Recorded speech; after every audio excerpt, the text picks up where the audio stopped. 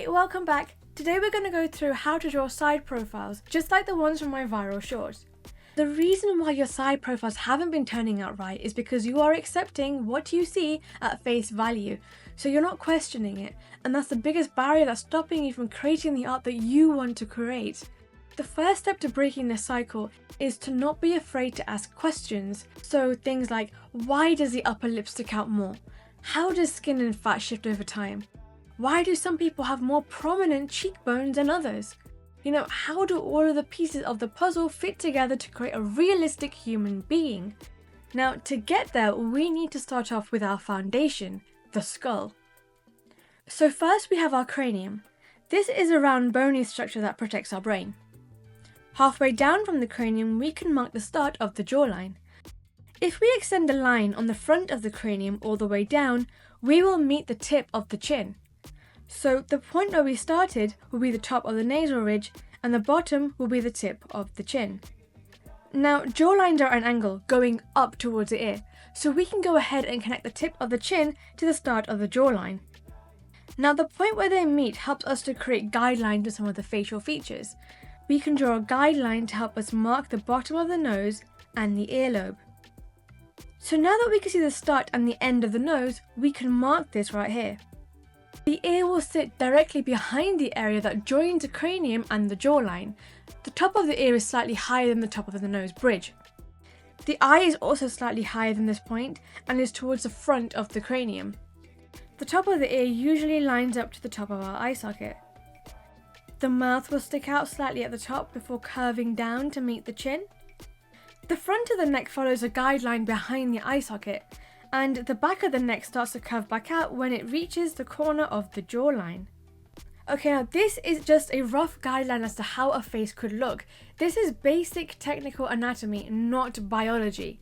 Now, the benefit with this is that we can use it as a guideline to draw a face onto. So now that we understand all of that, let's take a look at some references. Okay, so if we look at this face, it has shelters. Now, this is what we call areas that overhang, so areas that stick out slightly and can cause shadows underneath. So things like the underside of the nose, or the bottom of the chin, or under the brow bone, or under the top lip.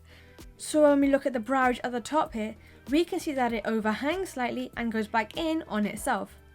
From the side view, we need to remember that the forehead isn't a flat surface. If we follow the curve of the back of the eye socket, and then bring it back towards the ear, we get the cheekbone, also called the zygomatic bone and the zygomatic arch.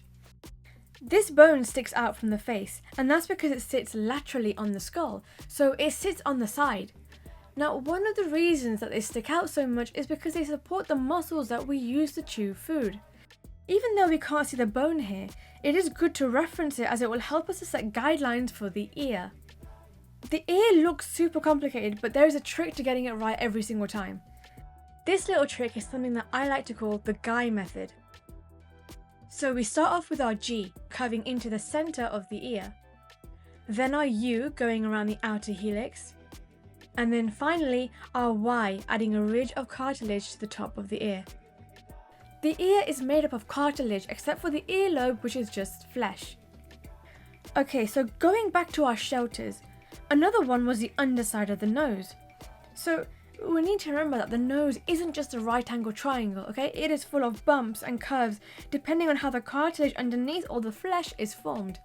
So to give you an example, the nose is made up of bone and cartilage, bone at the top and mostly cartilage at the bottom. The bump that we see in the nose here is where the bone meets the cartilage. The cartilage at the bottom of the nose has a slight curve to it, so the nose lifts up slightly at the bottom. Alright, so let's move on to the lips. Once you understand the lips, they are pretty easy to draw, but they're also very easy to get wrong. If we look at the reference, we can see that both lips stick out and meet in the middle, but the top lip sticks out just a little bit more. Now, this is because of the way the area between the nose and the lip is shaped. This area here is called the philtrum. You don't need to know the names, but it can be helpful. So the philtrum is this dip in the gap between your nose and your upper lip, so the center of your mustache area.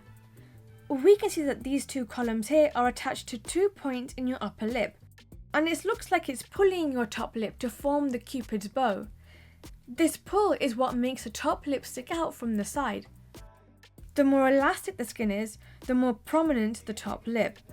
So that means that as a person ages, the philtrum will lose elasticity, the cupid's bow won't be as prominent, and therefore it won't stick out so much on the side.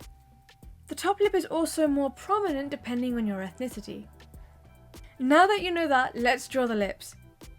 This top one is going to curve out slightly, and the bottom lip is going to curve out and then pull back in just as quick.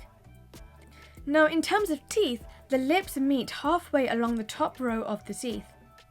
Alright, so let's move on to the chin. The chin is made up of two pieces of bone that's fused together in the middle. Now this bone is called the mental protuberance. It mostly works with the lower teeth to help us eat and talk, but in terms of anatomy, it does stick out a little bit. Now remember, the bottom lip is a collection of fat which sticks out, and then the skin is thinner and then goes back in. But the chin will continue to stick out somewhat. So that is why we see this curve here. So the more prominent the bone, the more it will stick out. And finally, the eye. Now the eye is a sphere, but we only see part of it. The top of the eyeball starts roughly where the nose bridge begins, and then we have the curve of the top eyelid, and then the bottom. Now, because this is a side profile, we don't need to worry too much about eye structures and eye shapes, as long as we make sure that the cornea is curved. Great, so now we have just drawn a basic outline for a person. This is a really great way to learn about how the facial features can work together to help create a person. If we didn't understand the skull at this point, it would have been a lot harder to see how they would have all worked together. So we can use this drawing as a guideline, because the bone structure in women is different to the bone structure in men. So let's break this down. Men tend to have more angular and square jawlines. Women tend to have rounder, more arched jawlines. Men can have more pronounced brow ridges and a prominent forehead. Women can have less pronounced brow ridges and a smoother forehead. Men's zygomatic bones are usually less pronounced and low set. Women's zygomatic bones are usually more pronounced and high set. Men tend to have more prominent noses with wider nostrils. Women tend to have smaller noses with smaller nostrils. A good way that I like to remember the differences is to think of the female skull as being a more toned down version of the male skull, so everything is smaller and a little bit more rounded. Now, not only are skulls different in men and women, but they are also different depending on your ethnicity. So to give you an example, someone who is European may have more sharper and angular features, whereas someone who is Asian will have softer, rounder features. This sounds great in theory, but don't forget that there are a lot of other factors that determine the shape of the skull. So far we've explored differences in gender and ethnicity, but lifestyle habits can also play a role in this as well. So this includes things like smoking and eating habits and strong physical contact, like an injury of some sort. So to give you an example, babies and young children have a softer skull because they are still growing. So this means that things like sleeping positions can change the way the skull is formed. So if a baby sleeps on one side too often, they can develop a flatter head on one side due to the uneven pressure on the skull. So the most important thing to remember is that all of this is just a guideline. Skulls and skull shapes exist on a spectrum. So your skull is not 100% identical to my skull or to somebody else's skull. Okay, so now that we understand the bone structure, how do we draw a side profile? So let's take this reference. We can start by drawing the cranium, the jawline, the brow ridge, the start of the nasal ridge, and then join it up.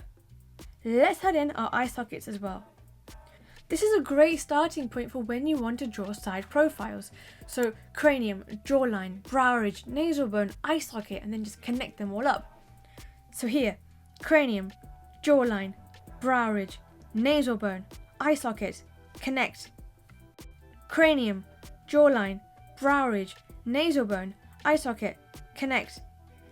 Cranium, jawline, brow ridge, nasal bone, eye socket, connect. Once you do a few of these, it gets pretty easy to spot them in references without needing to draw over them to point out where everything is. We can use these areas as landmarks. So landmarks are locations on a reference that help you to identify key points of interest. If we line up our skull with the reference, we know we need to keep it as proportionate as possible if we want to redraw this character. So when you draw people who are older, you'll notice that their facial features might appear more sagged or more pronounced, but the underlying foundations will always be the same, and is a great starting point if you are stuck. So to give you an example, people who are a little bit bigger will have pockets of fat distributed along the neck, but if you look closer, you'll notice that whilst the skin is stretching to accommodate the extra fat, the chin will still be defined. So if you take a look at our chin and follow along the jawline, we can see that the skin is being held up by our ears, but the skin underneath, right here, if you feel it, it's not being held up by anything. So we have a muscle here called the mylohyoid, which forms the floor of the mouth and helps to support our tongue. So this means that there's plenty of space for fat to be deposited here, but when we look at our chin, where is it going to go? Our bone is in the way. Now if we move up to our cheekbone or our zygomatic bones, there is plenty of space to store fat. Now the more fat deposited, the less gravity has to work in order to start pulling the skin down. Now as we age, our skin loses elasticity, so for an older person, gravity won't have to work as hard to pull the skin down, which means that we will see more vertical shapes along the face for an older person. They will have more skin folds, more wrinkles. So whilst the skull shape will stay the same, the skin will look looser, almost like it's hanging off the skull. So the nose will be longer, the ears will be longer. Even the skin that falls alongside the nose underneath the cheekbones right here will start to sag too. So that's why we might see small pockets of fat distributed next to the chin called jowls. We have a muscle along the neck called the platysma, and with age you'll start to see this more prominently as well. When it comes to drawing babies and young children, you'll notice that their features will be rounder and with less bone definition compared to that of an adult. So if anything, their side profiles are very similar to that of a Disney character if we compare them. So full cheeks, a round chin, and if we look at their eye placement, they're actually placed right in the middle of the skull. When we draw bodybuilders or people with defined muscles, their side profile will be different. Even though their bone structure won't change, the muscles will create this illusion that there isn't much difference between a male skull and a female skull. Their features will be boxier, more angular, more defined. Everything will look sharper. So, for example, muscled bodies will have more defined muscles along the neck. Now, we have this muscle that starts from our sternum, so our breastbone, and runs past the clavicle, all the way up to the mastoid process, which sits behind our ears at the base of our cranium. Now, this muscle is more defined in muscular bodies, but from a side profile, we should be able to see this more obviously. If you want to draw anyone without any teeth, their skull will be smaller. Remember, the chin and the jawline is angled down, so if you don't have any teeth, it will make the chin look more pointed and sharper at a right angle. And the skin on the neck will also be more visible and more prominent. It will look like it's stretching to meet the chin. Keep experimenting with different noses and ears, lips and chin combinations, and you'll be able to create some really interesting people, all who will look completely different to each other. If you want to draw reality, you should be prepared to question reality as well. So things like light, expression, anatomy, these things are not coincidences, but they are consequences. And if you think of a person as a system that's being crafted by time, biology and physics, you will be several steps closer to being able to create the art that you want to create. Now, I'm not a biology person. I studied biology 10 years ago back at school, so if I can understand all of this stuff, then so can you. Again, you don't need to know the technical names or anything like that. You just need to know what it is, where it is, and what it does. So now that you know what to look out for side profiles, check out this video up over here to learn how to draw realistic front-facing profiles. If you found this video helpful, please like and subscribe and let me know in the comments what you think. This was a very technical video and we covered a lot of stuff in here, so don't forget to save it to your playlist as well so you can watch it as many times as you need for a refresher. Thank you so much for watching. I will see you in the next video. Bye.